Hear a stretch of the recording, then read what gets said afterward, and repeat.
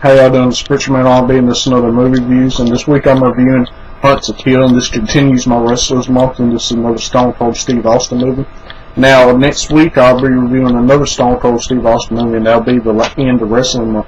And next week I'm going to do a little contest type deal if y'all watch that. I'm going to review next week's movie, and then I'm going to let y'all, based off the movie, I'm going to let y'all try to guess what the next genre of movie I'm going to review after next week's movie. And it's going to guess it, it's going to be a part of that movie. I ain't going to tell you what a part of that movie is, but if y'all can figure it out, I'll shout y'all's username out in the review after next week's movie review. So I'll be trying to figure out that. But this movie's called Hunt to Kill, and it's another Stone Cold Steve Austin movie. And what happens on this movie, it starts off with Stone Cold Steve Austin's character, Jim Rhodes, and his partner, and they're talking about Jim's promotion. And they're scoping out this meth lab that's on the border of Mexico, and Jim's partner convinces them to go raid it and see what's going on. What they don't know is there's three guys in a hideaway spot under the trailer. And then Jim and his partner leave out, and then his partner walks back in and gets shot by one of these guys, and Jim goes in and shoots the guy and gets to shoot out with another guy and kills him. And then the third guy that shoots through the floor tries to kill Jim, then he tells him to get out. And then they get in a fight, and he gets Jim's wallet and knows where Jim lives, and tells him he's going to visit his daughter after he kills Jim. But this guy doesn't get a chance because the meth lab starts catching on fire, and Jim's partner tells him to get out because Jim's partner not going to make it because he's already bleeding out of his mouth. So Jim runs away and the trailer explodes. Well, just to be on the safe side, Jim relocates him and his daughter to Montana.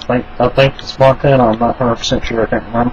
But it's on the border of Canada. So he's still a border patrol, but he patrols the border of Canada, and that's his job. And his daughter is about to go help her friend pack for a trip that his daughter's not allowed to go on, and her Jeep starts flooding, and Jim comes and gets it fixed that way she can go. And he's working on his bow and arrow and working on his supply list for the next patrol he has to do. Gets called from the sheriff, and what he doesn't know is there's these band of criminals looking for their boss that double-crossing him. They just did a heist in another town, and their boss ran away to Jim's town and is trying to get across the border in Canada. These guys are looking for their ex-boss that tried to kill him and betray him for all the money. And he's in the woods trying to get to the border. And these guys bust up in the sheriff's office while Jim's daughter is there, and the sheriff, and start beating up the sheriff, trying to get him to help them find their old boss. That way they can get their money back. And Jim walks in, and then they hold up the sheriff and Jim's daughter and shoots the sheriff. And Jim tells them that he'll take them and get them across the border and help them find this guy. Just don't hurt the girl. And at this time, they don't know this is Jim's daughter. So they go off and they start going, and they do their first stop. Now, one of the guys that are in a part of this criminal organization called Crab, he messed up on the job and tried to kill one of his work partners, and he's already being looked at by the guy that's heading this off, and he's already had some warnings. And they stop, and Jim's daughter has to use the bathroom, so the female partner takes Jim's daughter to use the bathroom, and this guy Crab tries to rape Jim's daughter, and he breaks Crab's legs and arms, and the head guy finds out that Crab knocked out the girl that was watching Jim's daughter, and the head guy shoots Crab in the head. Well, after this, they continue to walk, and they're starting to bicker in the group, and two of the guys don't like each other. They start fighting, and Jim tells his daughter to run away. And then the head guy got a gun on Jim and is about to shoot him, and Jim's daughter calls him Betty. And now this guy knows that this is Jim's daughter, and this is why that he attacked Crab because Crab was trying to hurt Jim's daughter, and Jim attacked Crab.